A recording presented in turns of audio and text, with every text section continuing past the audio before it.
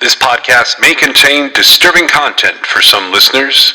It's intended for mature audiences. Listener discretion is advised.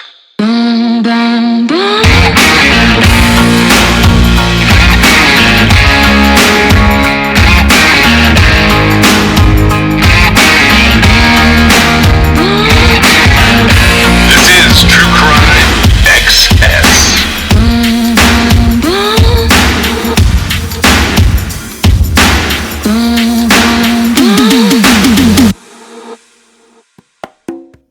We were talking about Alex Sesney in the last episode and how he sort of he ends up in a strange situation in the case of Teresa Stone in 1996, where he's been arrested for something unrelated, and as you pointed out, his DNA is collected for the unrelated crime.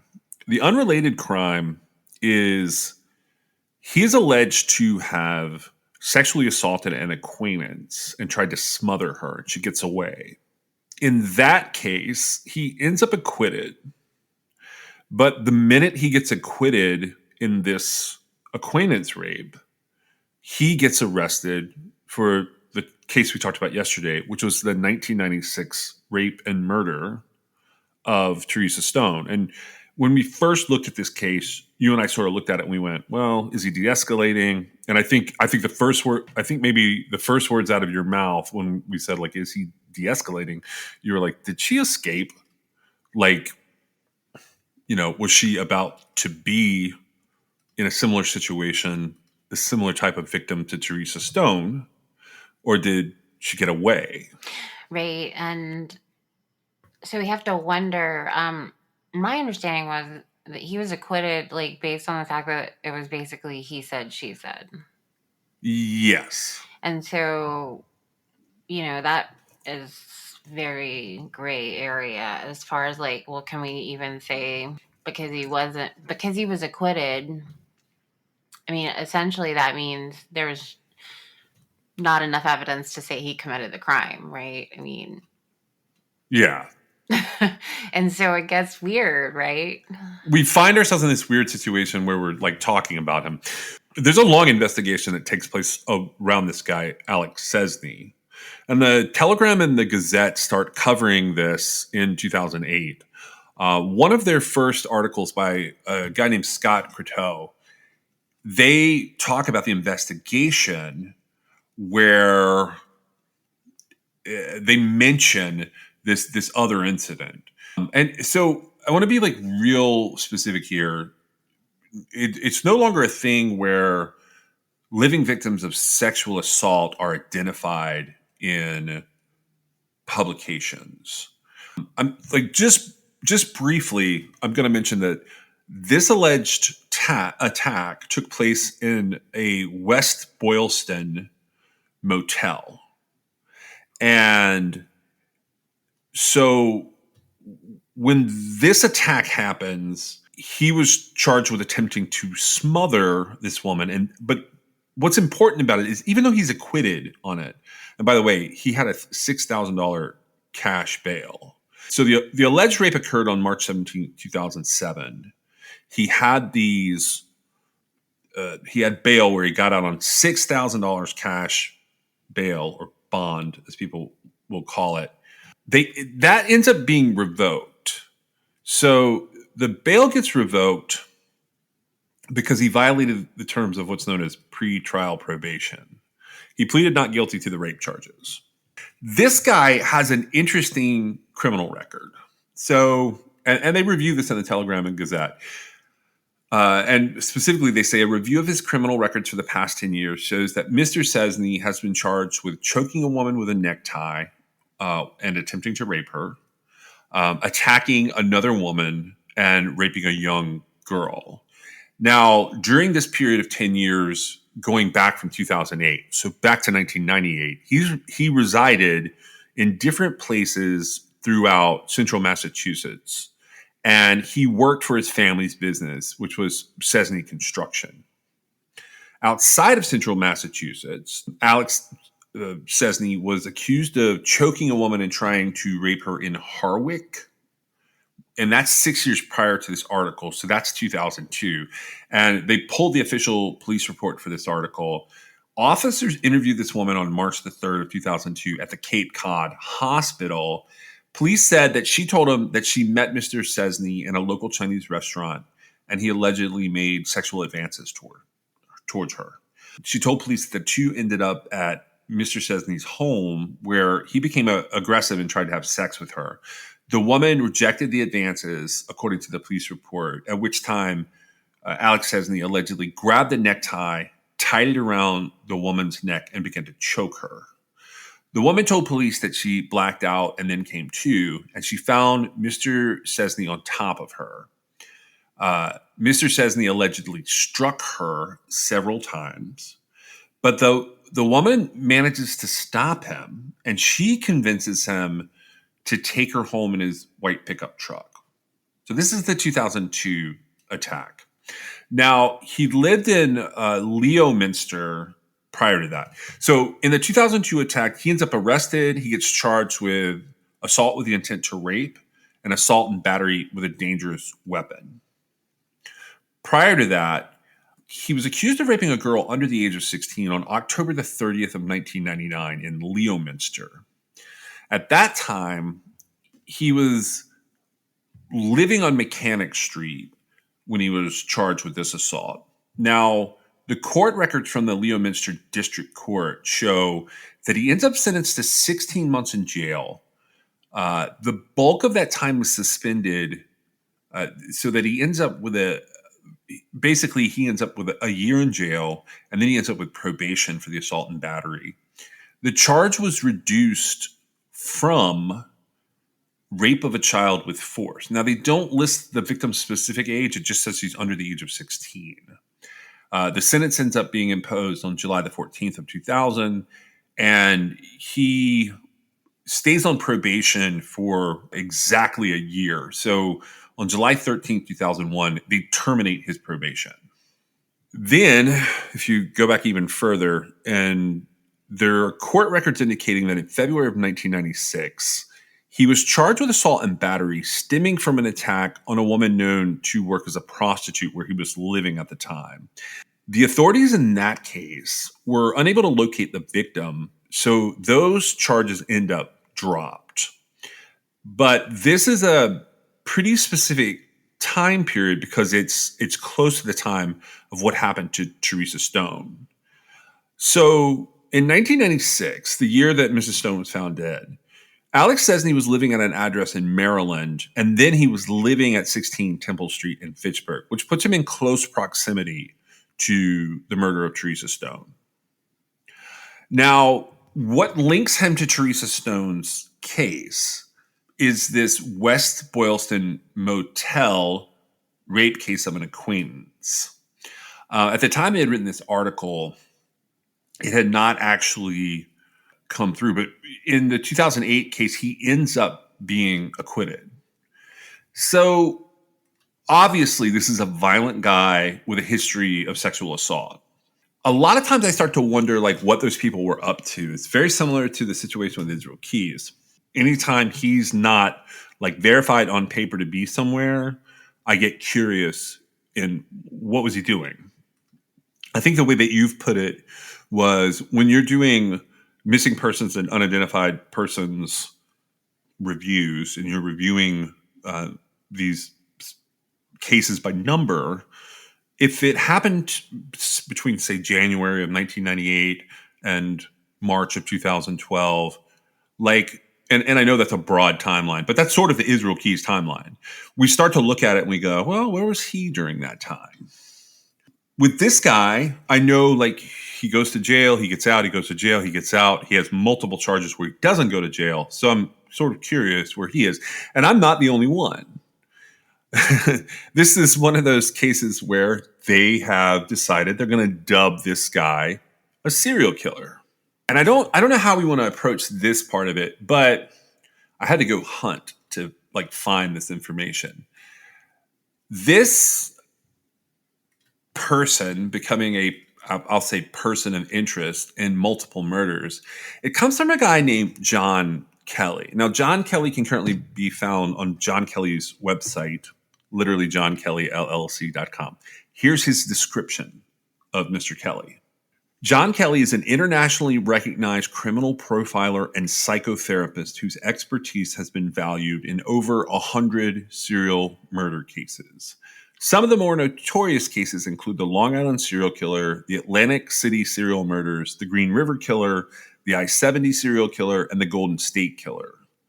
Kelly's involvement in these high-profile murders by serial killers has led to multiple appearances on shows such as CBS's 48 Hours, CNN Primetime with Nancy Grace, the HLN Jane Velez Mitchell Show, and NBC's Sunday Today Show with Lester Holt. He's also been featured in various national newspapers and magazines, such as People Magazine, Forensic Magazine, U.S. News and World Report Magazine, the Boston Herald, the Boston Globe, the New York Times. Furthermore, John Kelly is probably best known for co-hosting the 3-season television show Dark Minds on the Investigation Discovery Channel. Not only is John Kelly known for his work as a criminal profiler, he is also the first person to label serial killing as a true addiction, as portrayed in his essay, The Alcohol, Drug, and Serial Killer Connection. So, Mr. Kelly is also the founder of an organization where he and a team work together with law enforcement across the country and helping them solve various murder cases. For 25 years, he was also the executive director of Extra Care Health Services, an outpatient counseling center. This was a center for mental health and substance abuse, and it looks like it was located in Old Bridge, New Jersey. His credentials include board-certified forensic examiner, a fellow of the American Board of Forensic Examiners, a New Jersey certified social worker, and a nationally certified addiction specialist. In addition, John Kelly is a published author of the book Warning Signs, a guidebook for parents, and will be releasing a second book in the spring of 2019 called Finding Lazarus. Had you ever heard of him before we started doing this? No. So I definitely knew him from Dark Minds. I thought he was a personality, if that makes sense, like a reporter or a host type person. Right. I did not realize these were his credentials. So here's where he comes into the story of Alex Szczesny. Because of Szczesny's criminal record and the work that detectives were doing on him related to specifically the West Boylston motel rape case, and then the rape and murder of Teresa Stone, he sort of ends up being dubbed a serial killer. Right. But from my understanding, the motel rape situation he was acquitted of. Yeah, he gets acquitted of that one. That was an accusation, not a conviction, if I said that wrong. Sorry. You didn't say it wrong. And so essentially, if you consider the fact that, like, while they gathered his DNA from that case, he wasn't found guilty of it.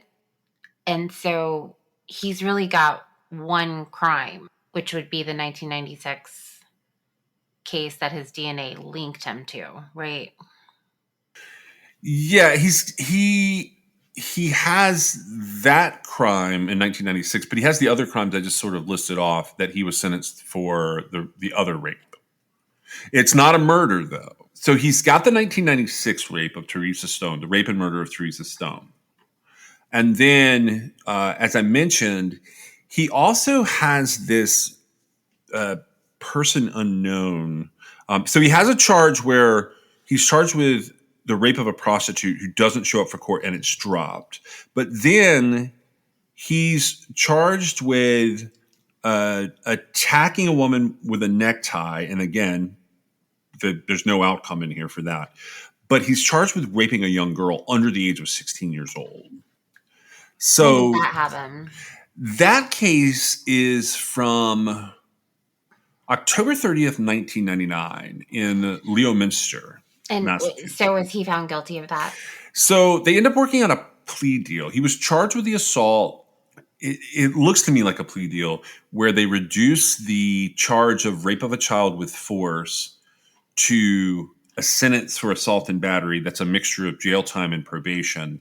So from July 14th, 2000 to July 13th, 2001, he's on probation for that crime. It is a sex crime, but he doesn't. So that's kind of pre-registry, or it's like right on the cusp of when people would go on a registry. That in mind, he's got basically 4 charges, we'll say 4 cases. Is that better? 4 cases. He ends up in CODIS because, okay, and this is another one of those cases, like if you're sensitive to this, I'm going to just lay out that there are some details here. Court records show that Alex Szczesny in the Reservoir Motel, which is the case that ends up he's acquitted of, there were 2 yellow pillowcases recovered from the scene, and his semen samples were collected. He had been accused of anally raping the woman there.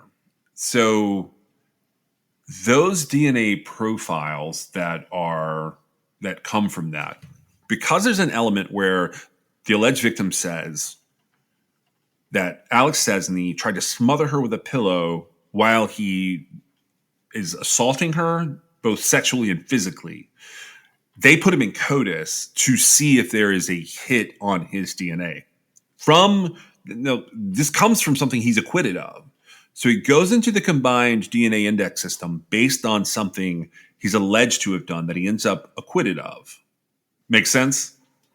I hear you. Okay.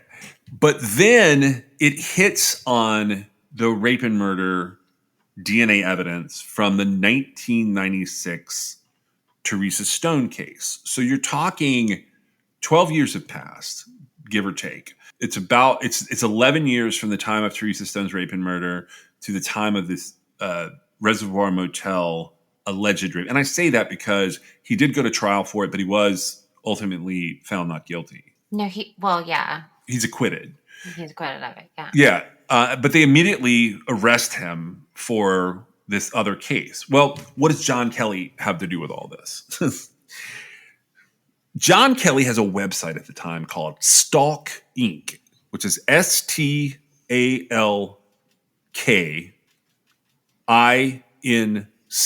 Have you ever heard of Stalk Inc., by the way?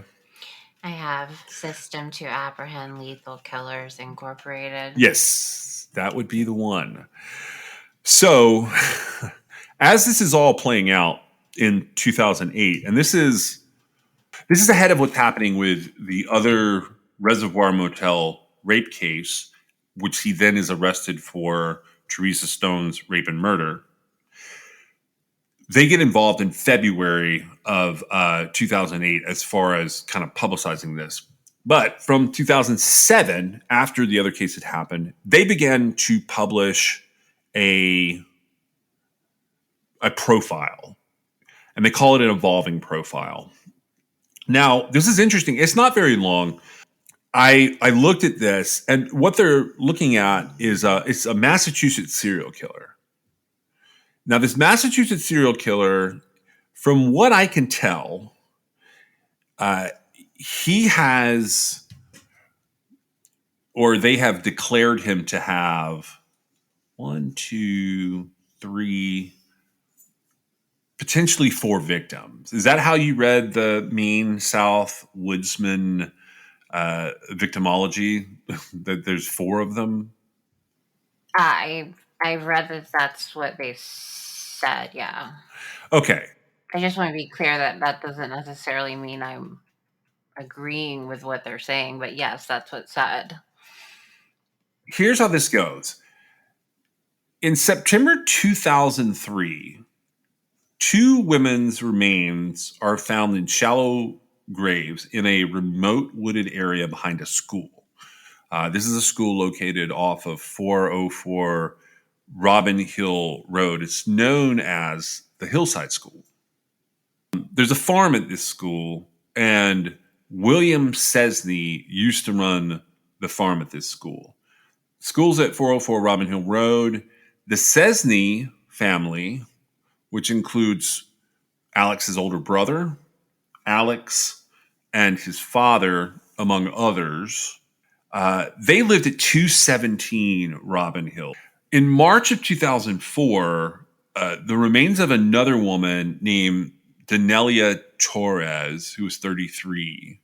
They end up found in Hudson. So we have Carmen Rudy, 28, and Betsaida Montalvo found in 2003 behind this hillside school. And then in March of 2004, 2 miles away, we have Danelia Torres. The police putting all of this together, I guess they're sort of handed this on a silver platter. And I say that because if you look at it, he makes the ideal suspect candidate, having lived, at 217 when they're buried at 404. I found that to be a little bit convenient. They do end up with more bodies being involved. And the next bodies are in 2004, they found the body of a 40-year-old woman named Wendy Morello inside a trash can up in York, Maine. And then in 2007, a local woman to this area named Lenaida Oliveira, she's found in Rutland State Forest. We basically have 5 victims that they're saying are a serial killer. Like they're saying that this is a rapist killer of sex workers. That's the idea here. John Kelly doing his best to stay relevant. I mean, this guy's a talking head. Like all that list I read off earlier, there's something about him where he is, I don't want to say desperate for attention. What do you think of people like that are like kind of constantly I don't think anything about them really. They're just doing their thing. Yeah, I sometimes wonder what their intentions are, if that makes sense. Like the Nancy Graces and John Washes of the world. I like to think everybody's intentions are good. Doesn't mean they are, but that's where I try to, because otherwise I'm super negative, right? Yeah. And so I criticize and I realize that it's important for people to, continue their work and doing stuff like this. So, I mean, I feel like he's trying to solve a thing. Now, even best intentions sometimes they either at the very best go nowhere, right? Or at the very worst, they cause confusion and it hinders different cases as opposed to helping them. Yeah, I think that's a really good description of it, the hindering part, where I don't think that's on purpose. I think it just happens sometimes. And I think that there's and I don't really know how to explain it because I'm not really a good teacher, and I have things in my mind that I understand that I don't know how to make you understand, right? Or other people to understand. I just understand them. It doesn't mean I'm right. Okay. But if you look at this situation with these 5 victims, I can see where he's coming from putting them all together like that. I don't necessarily agree, but I can see where he's coming from. Yeah. No, I mean, I get into all sorts of situations where you make sure that I clarify, I'm wandering off and speculating. I do it a lot. And when I do that, I'm not sitting around trying to, I'm not trying to cause problems or I think if I were to justify it, I'm not a talking head. If I were to justify what I was doing, I would say I'm trying to get people to think a little bit differently about some of the things that are presented, particularly when it comes to serial killers. Like my take on Otis Toole, Henry Lee Lucas, Ed Gein is completely different than most people's take on those people as serial killers go. Right. And I think, this case, the Maine Southwoodsman killing, it has hints, notes of similarities to the Jeff Davis 8, right? Yeah, kind of dumping ground feeling. Right. And because of sort of the situation that Cessny found himself in, it was attributed to him and for convenience sake, probably. Now, there is DNA evidence on the murder he was convicted of. Yeah, that's how, like, with the Teresa Stone murder, the way that he gets involved in that is DNA from the original crime. And it's not just semen either. It's also blood. Yeah, It's and that murder happened in 1996. correct. So he's not convicted of killing anyone else. That's it as far as. And his conviction for that 1996 murder came quite a bit later. Yeah, it's a lot later on. That case procedurally is decided in, like, so he has this Reservoir Motel rape case, and that happens where in 2007 he's acquitted of that, and then he's pretty much immediately arrested for the Teresa Stone murder, and then in March of 2012 they convict him in the Teresa Stone rape and murder. But then in 2015 the aggravated rape conviction is thrown out, which the felony murder conviction goes with it, but they keep in place the other two elements of first degree murder, the other two counts of first degree murder. Right. And so he is in jail for the rest of his life based on the murder, the 1996 murder. He, I don't know if like gets credit is the right thing to say, but he, these other murders are attributed to him. Now, part of the problem I'm having with this case, and maybe you can clear it up. I have information, obviously, about these 5 victims that, well, 4 of them were found in 2003 and 2004, and one was in 2007, and they're all in sort of they're close geographically, right? They start out close geographically. 2 of them are found elsewhere, one in Maine and one in Rutland Forest. Right, but if you were just to like look at it on a map, like it's in the same the vicinity is not huge. It's not a huge stretch to like connect the dots there, right? Okay. So Well, do you that's mean? my opinion. This isn't really that important. Okay. What I'm getting at is, so I know when the bodies are found. What I had trouble with is figuring out like what happened, like when were they missing people? How did that go down? Okay. So that is a great question, and that's And what because brings that's us here. really what really matters is like what were the circumstances under which they went missing. Now, there's little bits of information out there, but that's really where we need to go to figure out sort of what we're looking at here. I would agree with that, and you're right. Like proximity wise, these are all happening. Like if you start at Massachusetts and sort of go away and north up to York, they're all happening in an interesting proximity to each other. John Kelly issues a profile in 2007. The official version of this shows up on the Stalk Inc. website, which is just stalkinc.com. Although I believe it is now defunct for the John Kelly site. You can find it on the Internet Archive if you go to like archive.org and you go looking for it.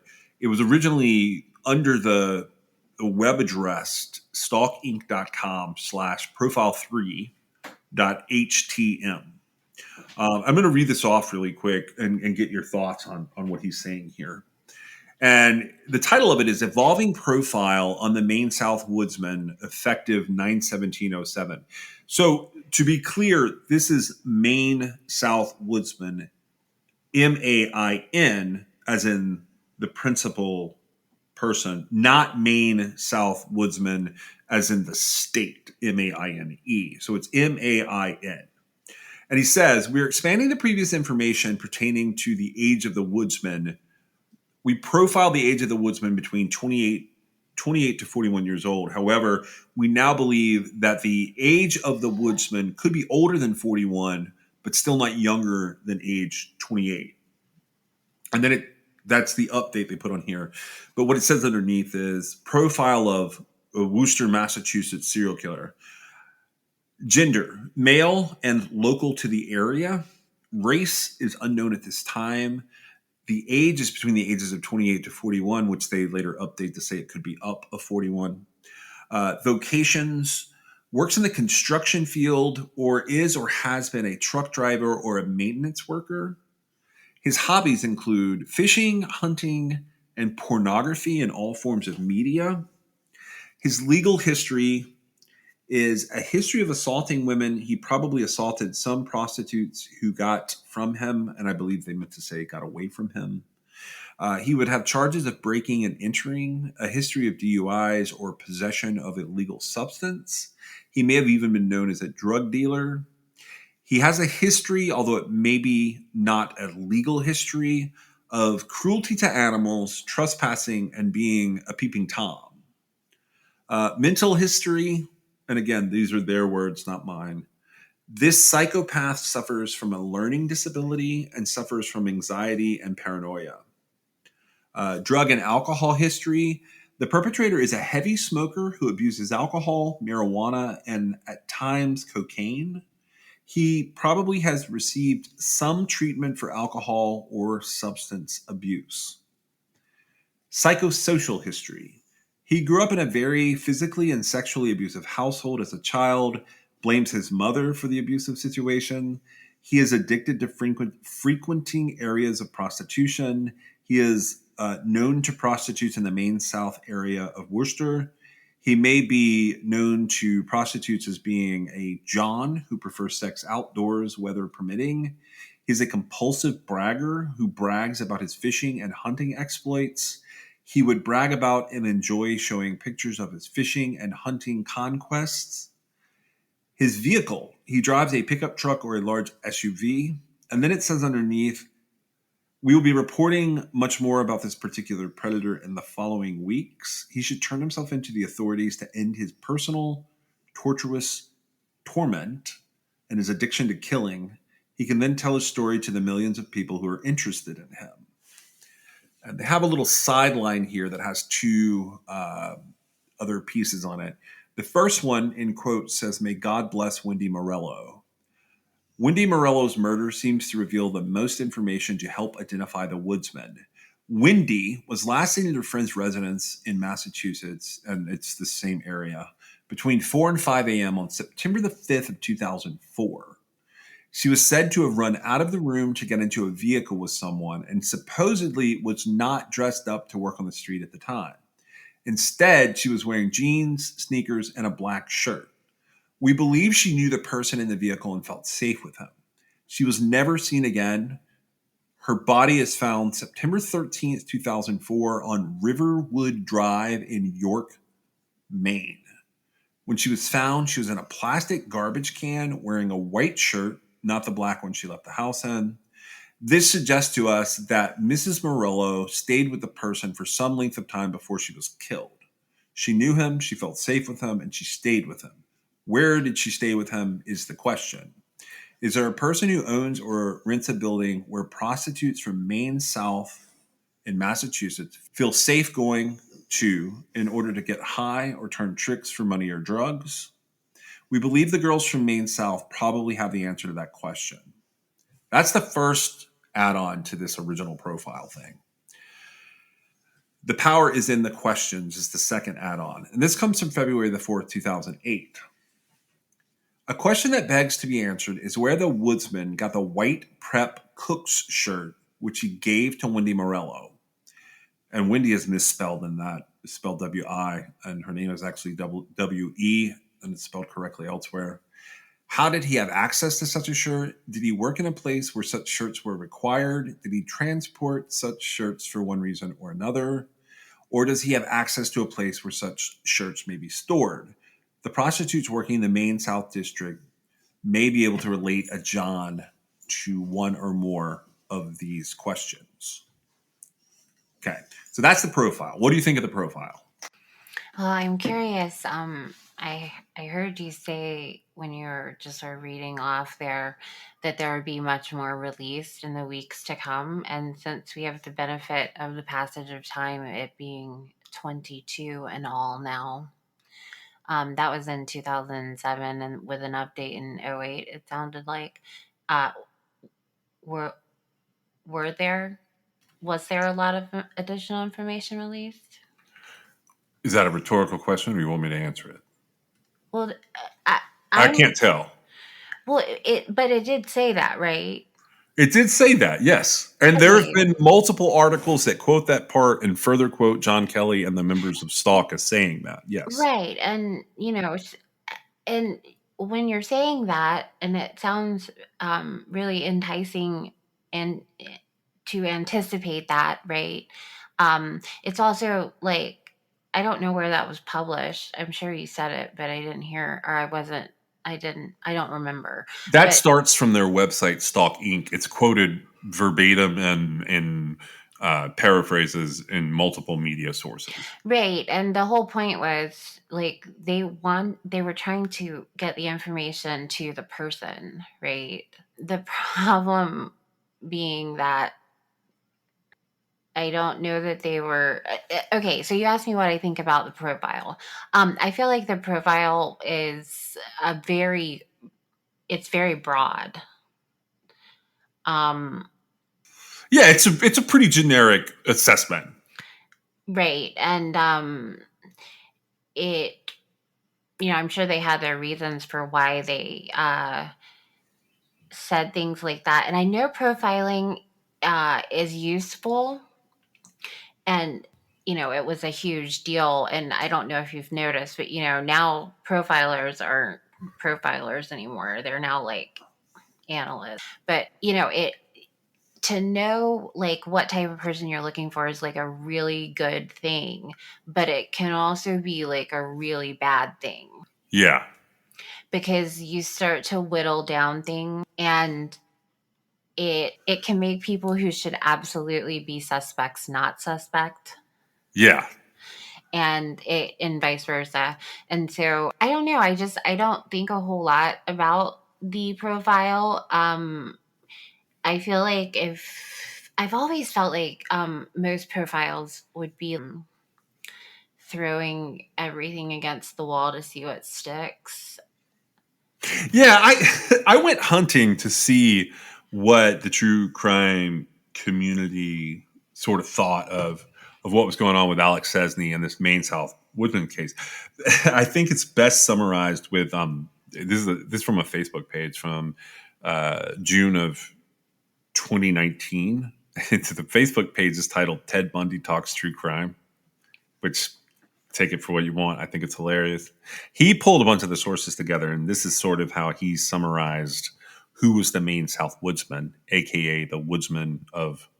And I don't know how you say. I always said this in my head as Worcester, but I was told it's pronounced Worcester. It's Worcester. That's the city we're talking about. If anybody wants to correct me, feel free to send me a message and tell me I don't know what I'm talking about. This is what Ted Bundy Talks has to say. On September 24, 2003, a couple of students were cutting through a patch of woods near their school in Marlborough, Massachusetts. As they were hiking through the wood, they came across a patch of brush. They were picking up indiscriminate pieces of branches and twigs and began horseplaying. When one of the boys picked up what they thought was a branch, the branch, when held up, took on a whole new turn. It was the skeletal remains of what appeared to be a human arm. After stepping back and pushing some of the brush away, they realized they had stumbled upon a complete skeleton. Betzada, Betzada Montalva, 29, had been reported missing at the beginning of April the same year. So this is September. This happens. The end of September, September 24th. Betzada Montalva had been reported missing in April that year. And is there an additional? Okay, go ahead. Sorry. So Montalva soon identified. She's a resident of the nearby W city in Massachusetts, and authorities knew she was known to authorities as a drug addict that had been working as a prostitute in the Maine South neighborhood. Unfortunately, the remains had suffered the elements of a wooded area in the cold country of New England, so no evidence was obtained and no cause of death was determined, which makes it Okay. very much like the Jeff Davis case. All right. Except There's more to this, but I wanted you to chime in here. it's sort of it's okay. So what I'm looking for is April of '03 is when she was noticed to be missing, right? Yeah. Do you have any additional information about the circumstances? surrounding her disappearance. What you said with Wendy Morello, where she left on September the I think 8th, and she was found September the 13th. So you're looking at 5 days there, right? Yeah, this one's the longer one for me. It's 5 months. One of the longer ones. Okay, and like, do we have the circumstances of her? Because when I looked for her as a missing person, I didn't find anything. No, like they're all pretty similar that way. There is some paperwork on it, but the paperwork is done way after the fact, where I don't I don't have any faith in it. They're just incident reports, and they report very, how we talk about how some things will all get lumped into January. There are a lot. These are January cases. Like basically in January of '04, there are reports about the others saying nobody knows where they went. But I could give you. There are some more specifics here from Ted Bundy talks true crime, so I'll give you that. And so the authorities, they span this wooded area where these kids are, and they're looking for any kind of evidence they can unearth. And they bring in cadaver canines. So 5 days later, on September the 29th, so we're still in 2003, they come across another set of human remains. Now this is Carmen Ruby. She's 29, and she had been reported missing at the end of 2002. But she was also known to be a sex worker in the Maine South area. Okay? So Yeah. that's two. So you've got one missing in April of '03. You've got one missing at the end of '02. Right. All And right. So they're found very close together within 5 days. Their yeah. bodies were found. Yeah, and I've read different accounts where like they were partially buried, and I don't know how true that is, but they are very close to each other. These are the ones that are found over off of Robin Hill Road. A few months later, on March the 4th, 2004, the skeletal remains of yet another woman from the Maine South area who was also a sex worker named Danelia Torres, who's 33. She's discovered. Now, she had been missing since August of '03. The frustrating thing at this point is that these dump sites are yielding no evidence. So basically, they're not finding any clues as to what's happened, but the bodies have been left there long enough that the bodies aren't even helping them. So it says the authorities and the increasingly worried group of residents in the area of Maine South are left to wonder, are they dealing with a serial killer? Months pass, there's no answers, there's no leads, there's no suspects. On September 13th, 2004, their worries would only be heightened when yet still another body is found, except this time it's not in the same 20-mile area near Maine South. Wendy Morello, who we've already talked about, she gets reported missing on September 5th, and she's found 8 days later on September 13th. Okay, I got that backwards earlier. Sorry. That's all right. Her body is the one that's found in a wooded area up in York, Maine, in a plastic garbage can. And there's an address attached to this somewhere, because I'm going to look to see if that house was for sale at that time. As horrible as this situation was, investigators knew that this could be the find that may help them produce some solid evidence because of the short period of time from when Morello disappears and her body is found. It's only 8 days between the two. Now, does anything spark there for you? What do you mean? Well, like, why is this attached to the others? Well, with regard to the Maine South Woodsman, killer or whatever, it is very relevant that you're talking about 8 days here as opposed to 8 months. Yeah. Okay. It's a huge difference, but it's not a body left out in a wooded area. It's a plastic garbage can. That's what gets it found. Somebody looked at the trash can and said, "What's that doing here?" That's the difference. Right, and so the comment is made that oh, maybe we'll finally get some evidence, right? Right. Well, was there evidence? No. Well, let me keep going for a minute, and then we'll come back to that question. That's a good question. I have some theories on what's going on, some of the stuff going on here. So silence falls over the case for the next few years. This is Ted Bundy talking. Silence for the next few years. So that's 2004, and then silence. But with every Maine South missing persons report would come a deep sense of anxiety. That anxiety would be impacted most on September the 4th of 2007. On September 4th, 2007, a deer hunter 12 miles outside of the Maine South area in Rutland State Park, he stumbles across the remains of Lenita Oliveira, 34. Now, she had been reported missing in May of 2007, but the last known contact with her that I can find is January of 2007. But again, this is now a decomposed body in the advanced stages when they find her in September. Summer months have happened. So this case is open as of 2019 in this writing, and it's still open now. So those are his words. The case is open, and those are my words. The case is open. There are a lot of things that the authorities apparently do have that are they're keeping on a close to the vest or on a need to know basis. Anything that they recovered from Wendy Morello, they don't release, or they have not released.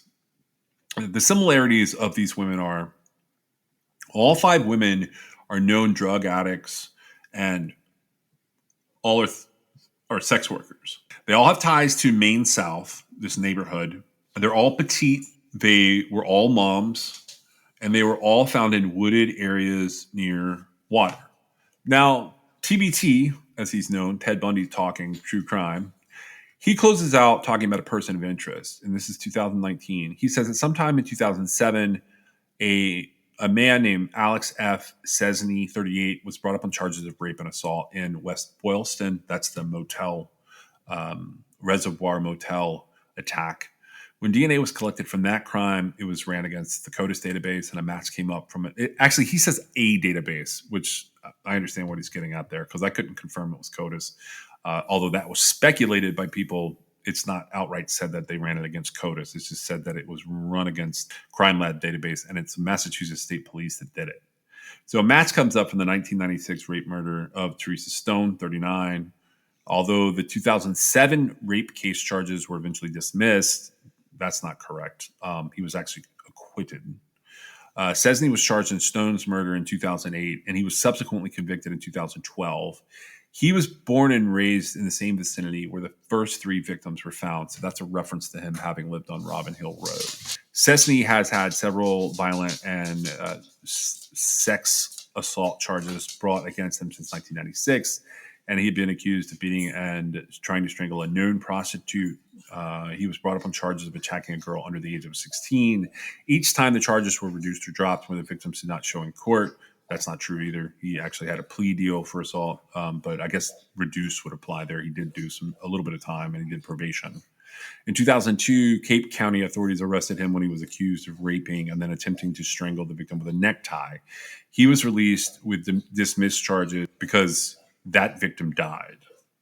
This is the woman with the necktie case. She didn't die because of the incident, though. I can't find that. Because I can't. then the charges wouldn't be dismissed; they'd be upgraded. I mean, she was just unavailable to be part of the prosecution, so I don't believe it's related to that. I don't know.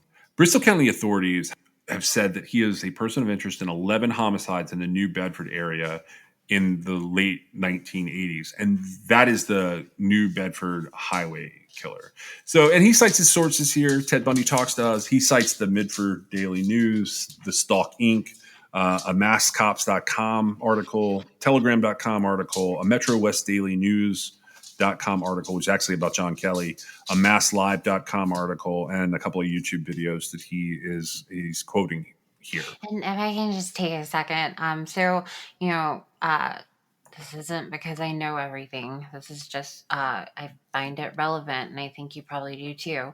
When someone's acquitted of something, it's different than if the charges are dismissed, and if somebody has charges dismissed versus or is found guilty versus takes a plea deal, right? All this stuff is relevant here, right? Oh, absolutely.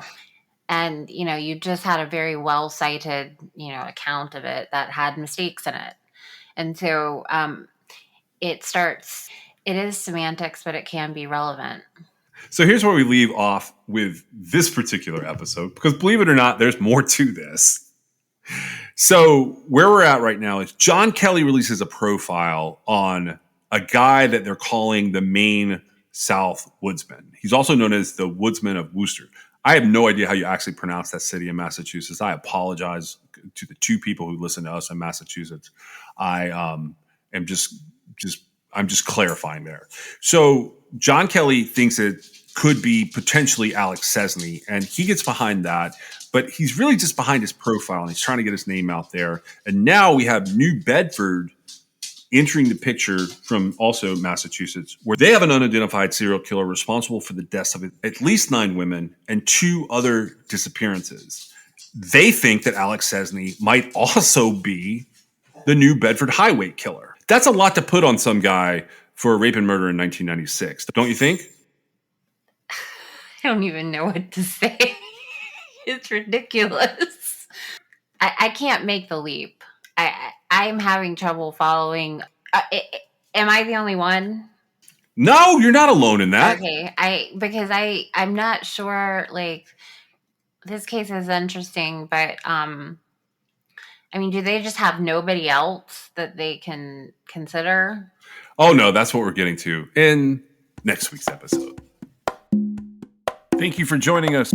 We are sponsored by LabrottieCreations.com. You can check them out at LabrottieCreations.com, and you can still use the code CRIMEXS for a fun pop pet portrait of your own pet.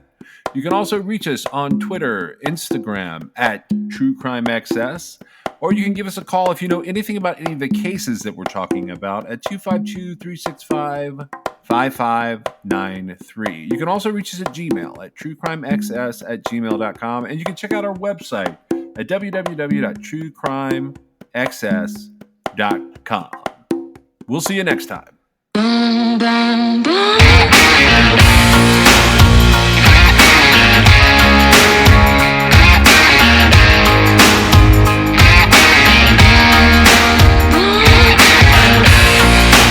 This is True Crime XS.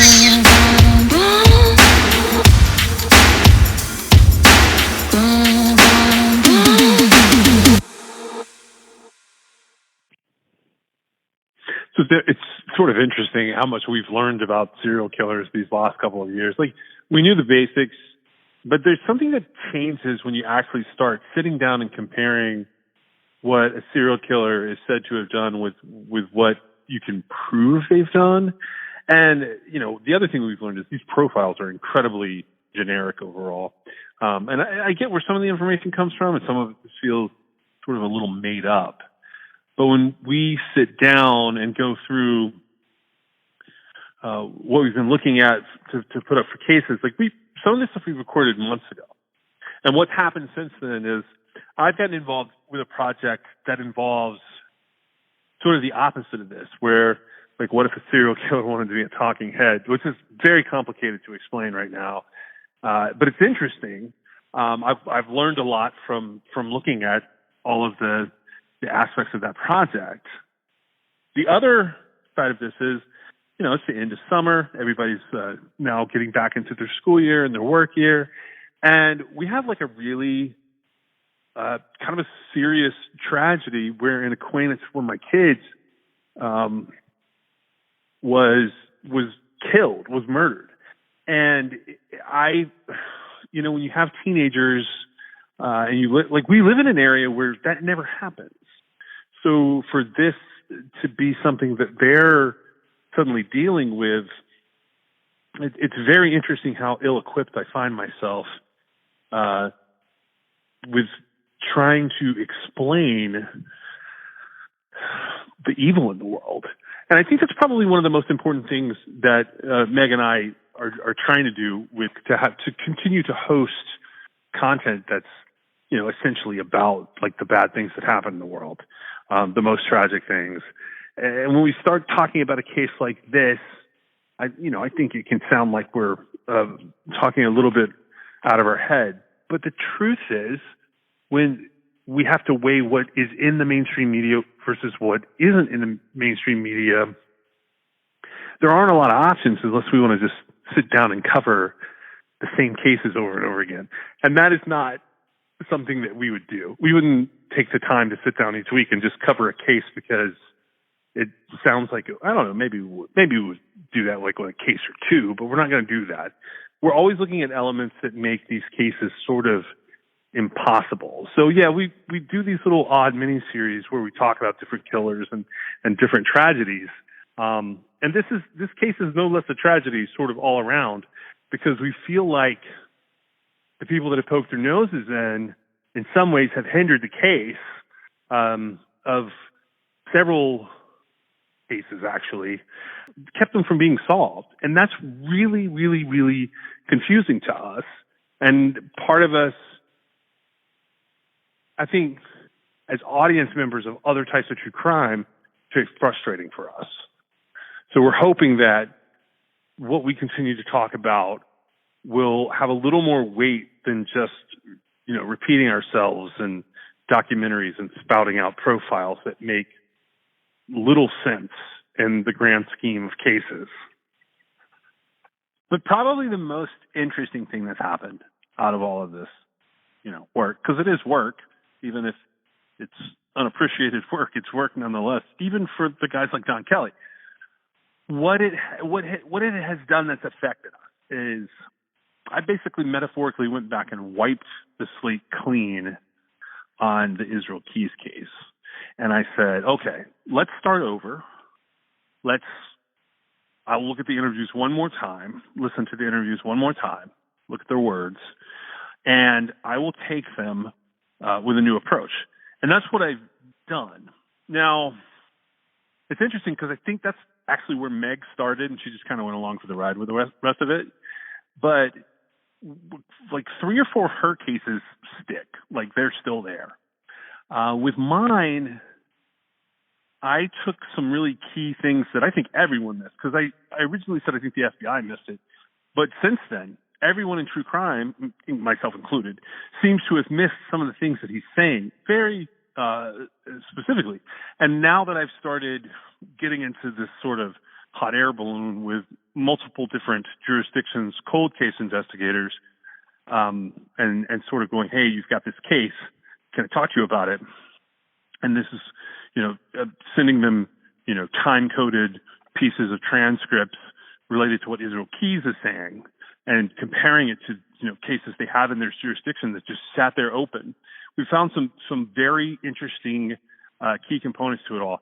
I am confident that almost all of the cases that I've been looking at could easily be ruled in or out. And I think like 3 of them are hits. Like I think 3 of those cases at a minimum are attributable to Israel Keys and not in a John Kelly kind of way, which it's ironic we're talking about that guy because Dark Minds is where I think probably most people found out about Israel Keys the very first time with Phelps and with Kelly. But so that's where we're at, is like this is sort of the setup to tee off to do a little bit more. It's like I said, there's some very interesting people involved from the law enforcement perspective. They're not FBI. They're locals who like have a case they want solved, and their stories might make something that seemed like another season, but it's not another season on Keys because realistically, that car runs out of gas pretty fast. And even with the cases that I'm like, there's one that I'm thinking of right now. It's a good story. I've talked to the family. I sort of prepped them and warned them, hey, this is where I'm headed with what I think happened, because they had an advocate or two in there.